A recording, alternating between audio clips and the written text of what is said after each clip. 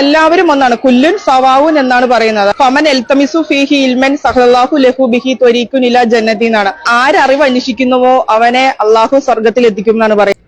Hello, hi, പുതിയൊരു വീഡിയോയിലേക്ക് എല്ലാവർക്കും സ്വാഗതം. അപ്പോൾ ഇന്ന് ഞാൻ നിങ്ങളുമായി ഷെയർ ചെയ്യുന്നത് നമ്മുടെ കേരളത്തിൽ, അതായത് വർഗീയത പറയാൻ മാത്രം വായ തുറക്കുന്ന ഒരു മനുഷ്യനുണ്ട്. ഞാൻ അതിനെപ്പറ്റി മുന്നേ വീഡിയോ ചെയ്തിട്ടുണ്ടായിരുന്നു.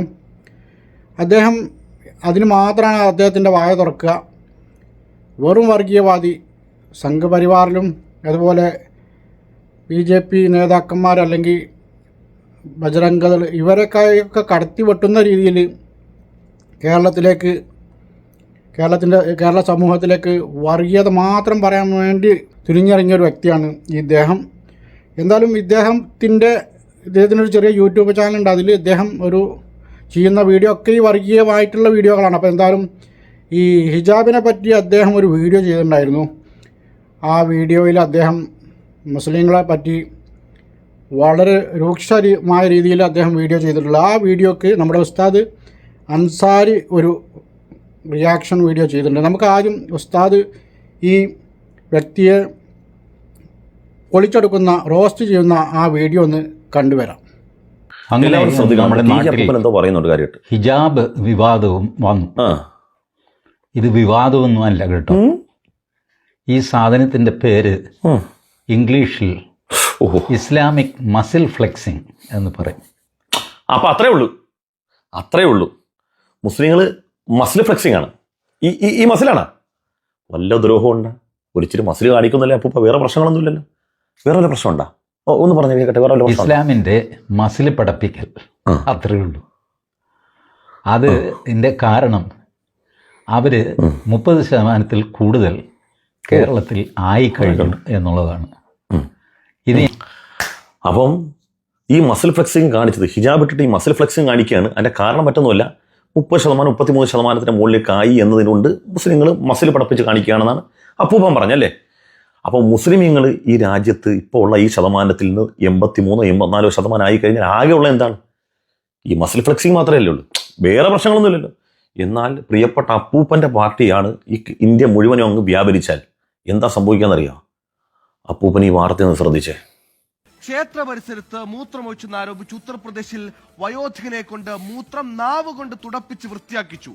മധ്യപ്രദേശിൽ ജോലി രാജിവെച്ചതിന് ഡ്രൈവറായ ദളിത് യുവാവിനെ കൊണ്ട് ഉടമയും സുഹൃത്തുക്കളും നിർബന്ധിപ്പിച്ച് മൂത്രം കുടിപ്പിച്ചു. രണ്ട് സംഭവത്തിലും പ്രതിഷേധങ്ങൾ ശക്തമാകും.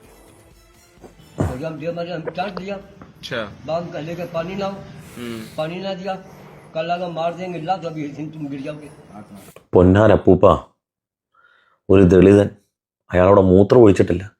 അവിടെ ഇച്ചിരി വെള്ളം കെട്ടിക്കിടക്കുന്ന കണ്ടപ്പോൾ അയാൾ മൂത്രം ഒഴിച്ചെന്ന് പറഞ്ഞാൽ അയാളെ കൊണ്ട് അത് നക്കി തുടപ്പിച്ചു. ലോകത്ത് എവിടെങ്കിലും ഇത്രയും മനുഷ്യത്വ വിരുദ്ധമായി പ്രവർത്തി ചെയ്യുന്നവരുണ്ടോ? എന്തിൻ്റെ പേരിൽ? വിശ്വാസത്തിൻ്റെ പേരിൽ അല്ലേ? എന്നാലും ചോദിക്കേ. അപ്പോൾ അപ്പൂപ്പ, ഇന്ത്യ മുഴുവൻ ഇത് വ്യാപരിച്ചാലുള്ള പ്രശ്നം എന്ന് പറഞ്ഞാൽ ഇതുപോലെ പാവപ്പെട്ട അധസ്ഥിതരായ ആളുകൾ പരിസരം മുഴുവൻ ഇങ്ങനെ മൂത്രം നാക്കി തുടക്കേണ്ടി വരും. ആകെപ്പാടെ ഞങ്ങൾ മുസ്ലിങ്ങളിൽ കൂടിയെന്ന് പറഞ്ഞ് ഇപ്പം ഈ സൗദി അടക്കലാണെങ്കിലും ഖത്തറിലാണെങ്കിലും ഒക്കെ ഇന്ത്യയിൽ നിന്ന് പോയ RSSകാരടക്കം അവിടെ ജോലി ചെയ്യുന്നുണ്ട്. അവരാരെയും കൊണ്ട് അവർ മൂത്രം തുളപ്പിക്കാറില്ല, നക്കി തുളപ്പിക്കാറില്ല, ഒന്നുമില്ല. അവിടുത്തെ മുസ്ലിമീങ്ങൾക്ക് കിട്ടുന്ന പൗരാവകാശവും ഇവിടെ നിന്ന് ചെല്ലുന്ന ഹിന്ദുവിനും ക്രിസ്ത്യാനിക്കും മുസ്ലിമും ഒക്കെ കിട്ടും. അവരൊക്കെ ഏകോദര സഹോദരങ്ങൾ പോലെ കഴിയാണ്. പക്ഷേ ഇന്ത്യ മുഴുവനും ഈ സാധനമായ മൂത്രം നാക്കാനേ സമയം കാണത്തുള്ളൂ. എല്ലാവരും ഒന്നാണ്. കുല്ലുൻ സവാവുൻ എന്നാണ് പറയുന്നത്. ഫമൻ എൽതമിസു ഫീഹി ഇൽമൻ സഹല്ലാഹു ലഹു ബിഹി ത്വരീഖുൻ ഇലാ ജന്നതി എന്നാണ്. ആരറിവ് അന്വേഷിക്കുന്നുവോ അവനെ അള്ളാഹു സ്വർഗത്തിൽ എത്തിക്കും എന്നാണ് പറയുന്നത്. അമ്മേ, ജാതി പേര് പറഞ്ഞിട്ടേ ഒരു IPS ഓഫീസർ ആത്മഹത്യ ചെയ്തിരിക്കണു. അയ്യോ, ജാതി പറഞ്ഞ് കളിയാക്കിയിട്ട് ഹരിയാനയിൽ, അതായത് ദളിത് വിഭാഗത്തിൽപ്പെടുന്ന IPS ഓഫീസറാണ്. IPS ഓഫീസറായിട്ടും കൂടി പോലീസിന്റെ ഇത്രയും ഹയർ പൊസിഷനിൽ എത്തിയിട്ട് കൂടി ഇത് അനുഭവിക്കുന്നുണ്ടെങ്കിൽ ഈ ജാതി എന്തുമാത്രം ഇന്ത്യൻ സമൂഹത്തിൽ ഇങ്ങനെ വേരാർന്നിറങ്ങിണ്ടറിയോ? പുണ്യമദീന പള്ളിയിൽ മൂലയിൽ തേങ്ങിക്കരയും ഈന്തപ്പനയിൽ അങ്ങിറങ്ങി വന്ന് തേങ്ങല് മാറ്റിയ തോർത്തുകരയും. അപ്പോൾ എന്തായാലും ഉസ്താദ് ഇദ്ദേഹത്തിന് കൊടുത്ത റോസ്റ്റിംഗ് നിങ്ങൾ കണ്ടല്ലോ. അപ്പോൾ ഇവിടെ ഇപ്പോൾ ഈ പറഞ്ഞ പോലെ തന്നെ 14 വർഷമായി സൗദി അറേബ്യയിലുള്ള എനിക്ക്, ഞാൻ ഇതിൻ്റെ മുന്നേ വീഡിയോ ചെയ്തിട്ടുണ്ടായിരുന്നു, ഇവിടുത്തെ ഹിന്ദു ആയിക്കോട്ടെ, മുസ്ലിം ആയിക്കോട്ടെ, ക്രിസ്ത്യാനികളായിക്കോട്ടെ, ആരും അങ്ങനെ ഒരു മതത്തിൻ്റെ കാര്യം ഇവിടെ സംസാരിക്കുകയോ പറയുകയോ അല്ലെങ്കിൽ അത് ചിന്തിക്കുകയോ പോലുമില്ല ഈ രാജ്യത്ത്. 14 വർഷമായി എനിക്കറിയാവുന്ന സൗദി അറേബ്യയിലെ സ്പന്ദനങ്ങൾ നന്നായിട്ട് അറിയാവുന്ന എനിക്ക് ഉള്ള അനുഭവമാണ്. ഇവിടെയുള്ള എല്ലാവരും അങ്ങനെ തന്നെയാണ്. ഹിന്ദു ആവട്ടെ, ക്രിസ്ത്യാനി ആവട്ടെ, മുസ്ലിം ആവട്ടെ, അവരൊരു മതത്തിൻ്റെ പേര് നീ ഹിന്ദു ആണോ, നീ മുസ്ലിമാണോ, ക്രിസ്ത്യൻ, അങ്ങനെ ഒരു കടയ്ക്ക് കയറുമ്പോഴും അത് ആരാണ് ആ കട നടത്തുന്നത്, അങ്ങനത്തെ ഒരു ചിന്തയേ ഇല്ല ഇവിടെ. അതാണ് എനിക്ക് ഈ വിഷയത്തിൽ പറയാനുള്ളത്. അപ്പോൾ ഇത്തരം വർഗീയവാദികൾ നാട്ടിൽ, ഇവർക്ക് ഇത് പറഞ്ഞാലാണ് ഇവരുടെ കാര്യങ്ങൾ, ഇവരുടെ ഈ പ്രസൻസ് അവിടെ നിലനിൽക്കൂ.